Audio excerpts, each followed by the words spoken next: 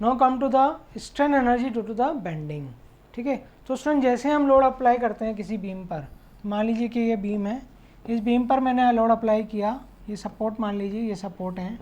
ठीक है, तो इस लोड के कारण बीम क्या हो सकती है, बैंड हो सकती है। ठीक है, तो इस लोड के कारण बीम पर क्या होगा, वर्क होगा।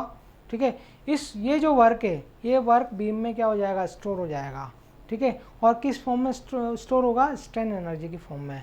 ठीक है, तो the work due to the bending load on the beam is stored in the beam, that is called strain energy due to the bending. ठीक है, तो कुल मिला के बेंडिंग लोड के कारण जो वर्क होगा बीम पर, ठीक है, वो वर्क बीम में क्या हो जाएगा, स्टोर हो जाएगा, और इस स्टोर्ड वर्क को ही हम क्या कहेंगे, स्ट्रेन एनर्जी। ठीक है, तो वर्क और एनर्जी दोनों एक ही चीज़ है स्टूडेंट। ठीक है, तो ये जो वर्क है वो स्ट्रेन एनर्जी की फॉर्म में स्टोर हो जाएगा बीम में। ठीक है, और इसी वर्क के कारण बीम बेंड होगी, और उसी एनर्जी को यूज़ करके वापस वो स्ट्रेट हो जाएगी। ठीक है, अगर उसमें कैपेसिटी है तो। हाँ, तो that is called strain energy due to the bending. तो इसके फॉर्मूला ड्राइव करने के लिए स्ट्रेन एनर्जी का फॉर्मूला हम ड्राइव करेंगे स्टूडेंट। स्ट्रेन एनर्जी को हम यू से लेते हैं। ठीक है, और ये होगा यू बी। ठीक है, strain energy due to the bending. तो इसके लिए हमने सिंपल क्या लिया है, एक बीम ले ली, इस बीम का एक सेक्शन ले लिया ABCD। ठीक है, ये ABCD हमने सेक्शन ले लिया है स्टूडेंट। ठीक है, और ये न्यूट्रल एक्सिस है, ये वाली, ये न्यूट्रल एक्सिस ले ली हमने, जिस पर कोई स्ट्रेस नहीं होंगे। यहाँ पर स्ट्रेस की वैल्यू क्या होगी, 0 होगी इस जगह पर न्यूट्रल एक्सिस पे। तो ABCD हमने एक सेक्शन ले लिया, और उस सेक्शन में एक लेयर ले ली हमने न्यूट्रल एक्सिस से वायर डिस्टेंस पर। तो वायर डिस्टेंस पर हमने एक लेयर ले ली EF। हाँ, तो देखिए, तो लेंथ ऑफ एलिमेंट्री स्ट्रिप, इसकी लेंथ जो मैंने मान ली, इस एलिमेंट्री स्ट्रिप की जो लेंथ मानी है मैंने वो dx ले ली। स्लोप आफ्टर बेंडिंग, अब देखिए स्लोप क्या होगा, जब बीम, मान लीजिए कि बीम इस तरह से बेंड हो जाती है, अभी हम लेयर की बात कर रहे हैं। ठीक है, तो ये लेयर भी बेंड हो जाएगी। स्टार्टिंग में ये ऐसी थी, स्ट्रेट थी। ठीक है, और बाद में ये ऐसी हो गई। तो ये जो एंगल का डिफरेंस आया है स्टूडेंट, ठीक है, ये जो एंगल का डिफरेंस आया है दैट इज कॉल्ड स्लोप। ठीक है, दैट इज कॉल्ड स्लोप। तो ये स्लोप कहलाता है थीटा, इसको हम स्लोप कहेंगे। हाँ, यहाँ से ये जो एंगल का डिफरेंस आया है दैट इज कॉल्ड स्लोप। हाँ, तो इसको मैंने मान लीजिए ये थीटा ले लिया, और जब हम एलिमेंट्री स्ट्रिप की बात कर रहे हैं तो एलिमेंट्री स्ट्रिप के लिए मैंने क्या ले लिया, डी थीटा। ठीक है, तो यहाँ देखिए slope after bending theta is equal to होता है, थीटा वो होगा dy/dx।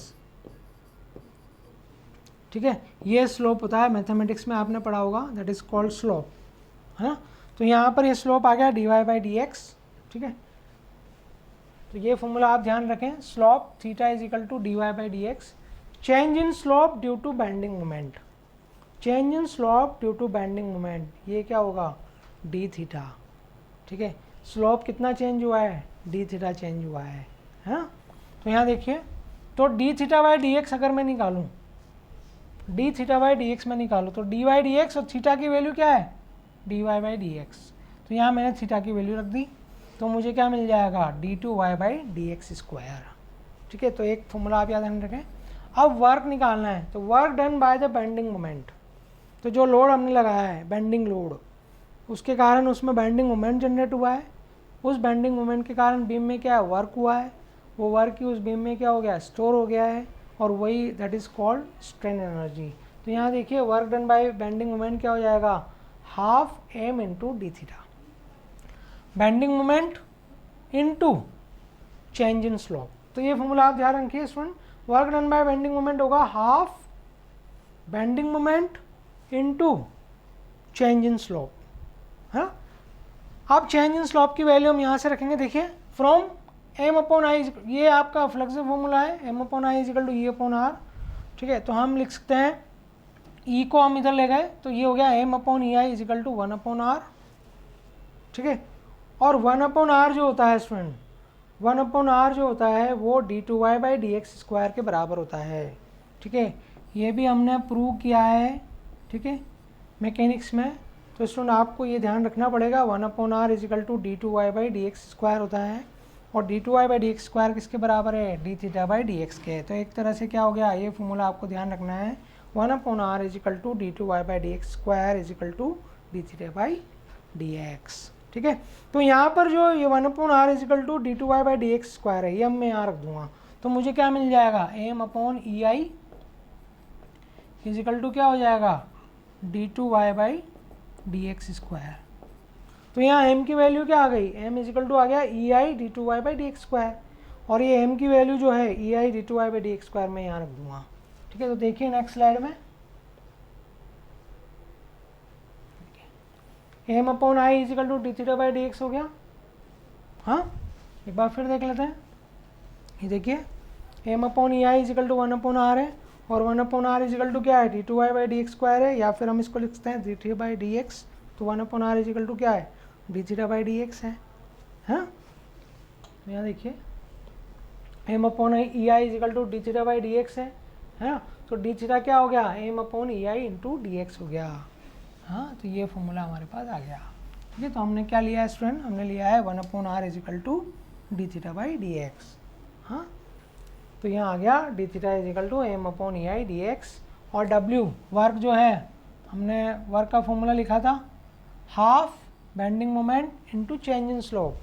हाफ बेंडिंग मोमेंट और चेंज इन स्लोप क्या है, m/ei dx, है ना।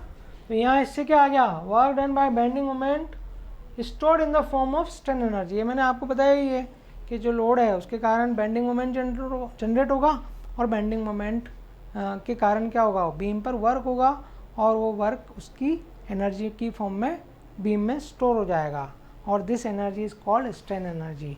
तो वर्क डन बाय, यहाँ पर जो फॉर्मूला हमारे पास मिलेगा वो हमें मिलेगा m²/ei इंटू dx, ठीक है। तो work done by bending moment stored in the form of strain energy, ठीक है। तो ये वर्क किसकी फॉर्म में स्टोर हो गया, स्ट्रेन एनर्जी की फॉर्म में। इसका मतलब क्या है, वर्क इज इक्वल टू क्या हो गया, स्ट्रेन एनर्जी।